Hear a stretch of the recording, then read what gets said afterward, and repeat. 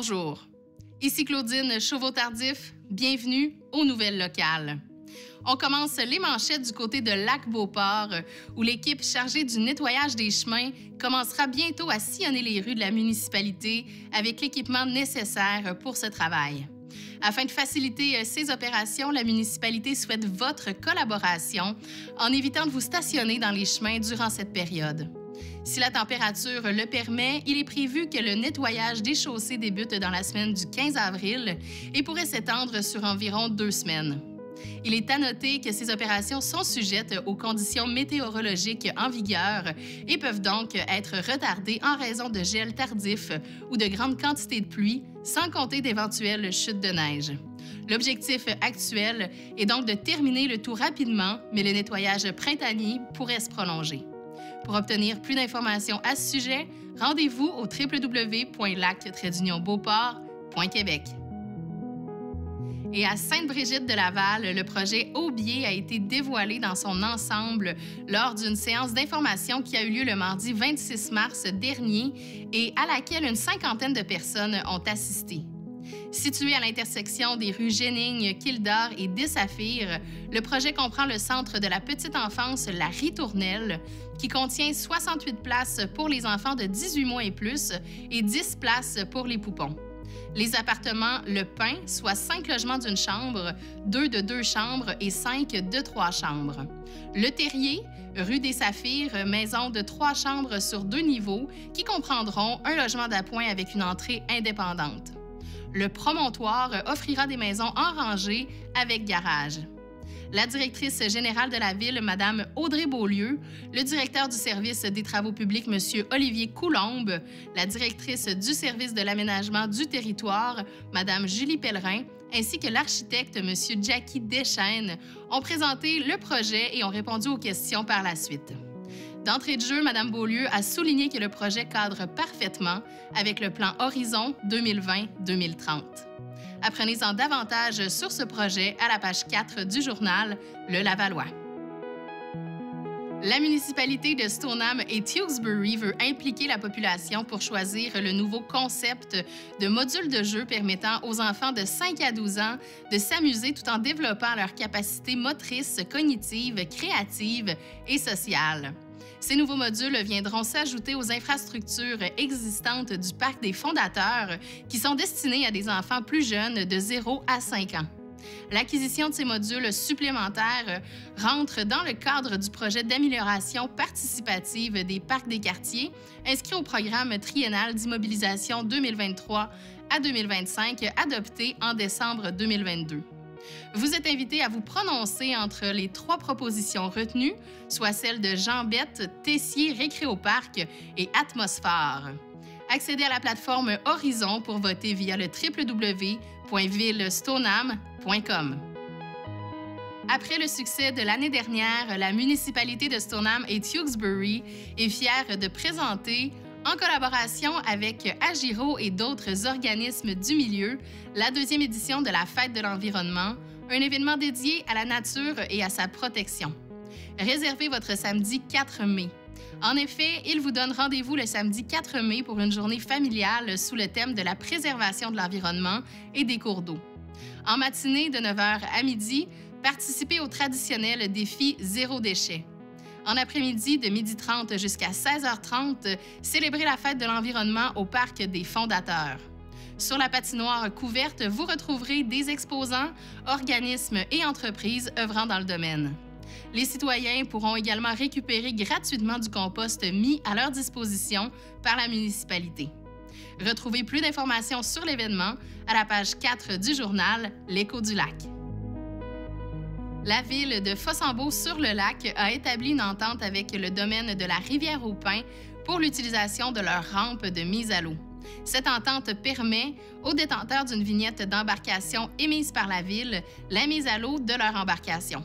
Pour bénéficier de cet accès, vous devez être résident de la municipalité et être le propriétaire de l'embarcation visée, puis posséder une vignette d'embarcation émise par la ville. La vignette d'embarcation est valide pour une durée d'1 an. Pour vous procurer votre vignette d'embarcation, vous devez compléter un formulaire d'identification de l'embarcation et joindre votre permis d'identification d'embarcation de plaisance délivré par Transport Canada. La vignette est non transférable autant au niveau de la personne détentrice que de l'embarcation elle-même. Elle doit être apposée au côté tribord avant l'embarcation, au-dessus de la ligne de flottaison. Le détenteur d'une vignette qui, après avoir vendu son embarcation, s'en rachète une autre au cours de la période devra payer seulement les frais administratifs pour obtenir une nouvelle vignette. Pour plus de détails, lisez l'article complet situé en page 10 du journal L'Entre guillemets.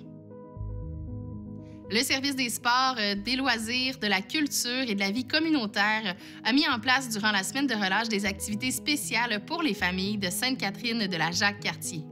Les petits, les grands, les parents et plusieurs grands-parents ont participé à ces activités en grand nombre. C'est en effet plus de 400 personnes qui ont profité de cette programmation toute spéciale. La semaine a débuté avec la projection sur grand écran du film Super Mario Bros. Elle s'est poursuivie avec un spectacle de jonglerie réalisé par 2 artistes professionnels, 1 heure de conte à la bibliothèque Anne Hébert et s'est terminée par une super activité de science. Cette semaine a été remplie de bonheur et de sourires. Le service des sports, des loisirs, de la culture et de la vie communautaire vous dit merci et à l'an prochain. Lisez l'article complet à la page 5 du journal Le Catrinois. La ville de Shannon souhaite informer la population de cet avis émis par le ministère de l'Agriculture, des Pêcheries et de l'Alimentation du Québec. La menace de la grippe aviaire est maintenant présente tout au long de l'année et est là pour rester. Bien que la période des migrations printanières augmente le risque d'exposition des oiseaux domestiques au virus, les infections peuvent survenir en toute saison. Face à cette nouvelle réalité, la biosécurité est notre meilleure arme. Il est impératif que tous les propriétaires de volailles respectent de manière rigoureuse les mesures de protection et de prévention, et ce, peu importe la taille de leur élevage. Tous ont la responsabilité de protéger leurs oiseaux et la santé du cheptel québécois. Visitez la section Actualité au www.shannon.ca pour obtenir davantage de recommandations.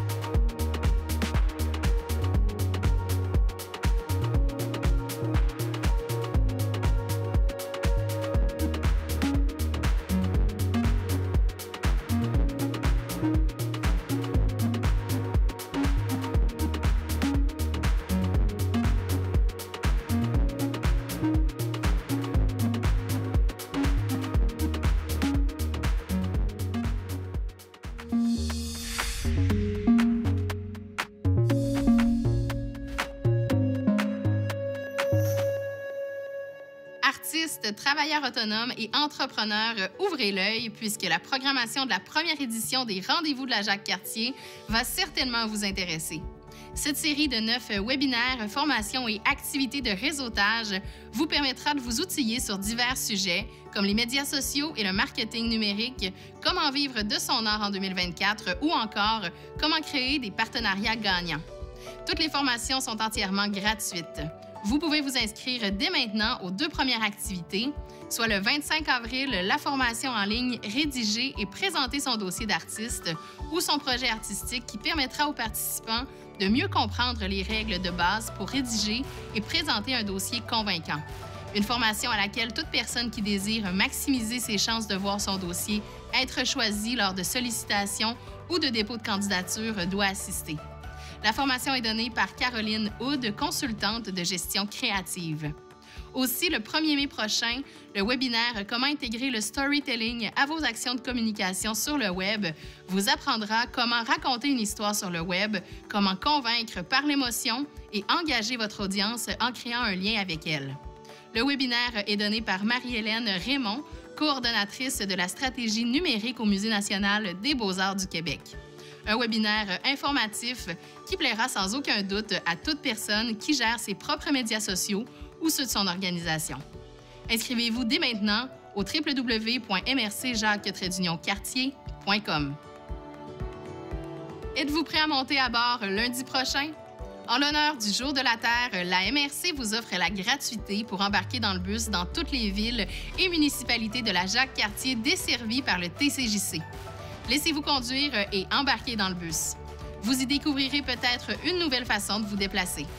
Consultez les horaires de votre municipalité au tcjacquescartier.com.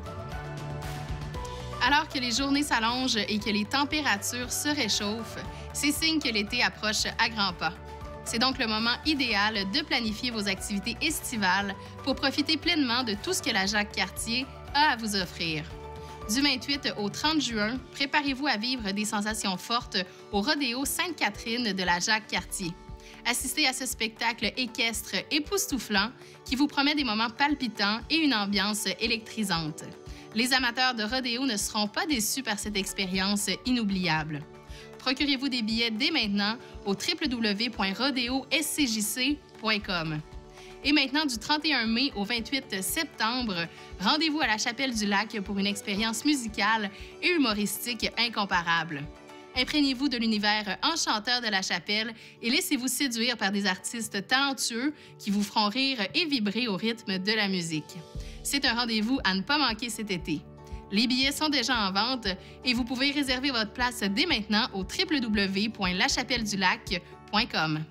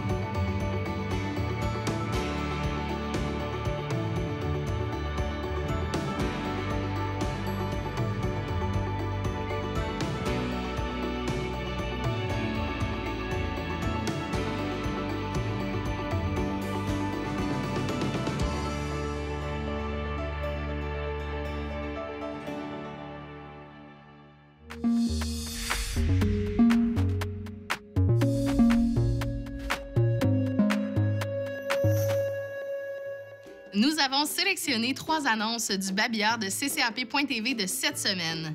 D'abord, le 11 mai aura lieu la 5e édition du 5 km route de la Clinique du coureur, présentée par PCN. Cette année encore, relevez ce défi familial et sportif sur une distance courte pouvant aussi se faire en famille et en marchant et permettant à tous de partager des sentiments de bien-être et d'accomplissement. Informations et inscriptions au www.lacliniqueducoureur.com. Ensuite, l'écocentre de Stoneham sera fermé pour des travaux de réfection et d'optimisation du 21 mai au 19 juillet. Pour toute urgence, une entente a été convenue avec la municipalité de Saint-Gabriel de Valcartier pour vous permettre d'utiliser les services de leur écocentre aux mêmes conditions que leurs citoyens. Et finalement, le dévoilement de la programmation du festival À deux têtes a eu lieu le 13 avril. Les billets sont disponibles au www.lepointdevente.com. À l'occasion de cet événement, Diffusion culturelle SBDL cherche des options d'hébergement pour les artistes accueillis au festival pour le samedi 17 août. Si vous avez un chalet ou une maison pouvant accueillir 4 personnes ou plus dans des lits séparés, contactez Diffusion culturelle SBDL via leur page Facebook. C'est ce qui conclut les nouvelles locales de la semaine du 15 avril. À la semaine prochaine.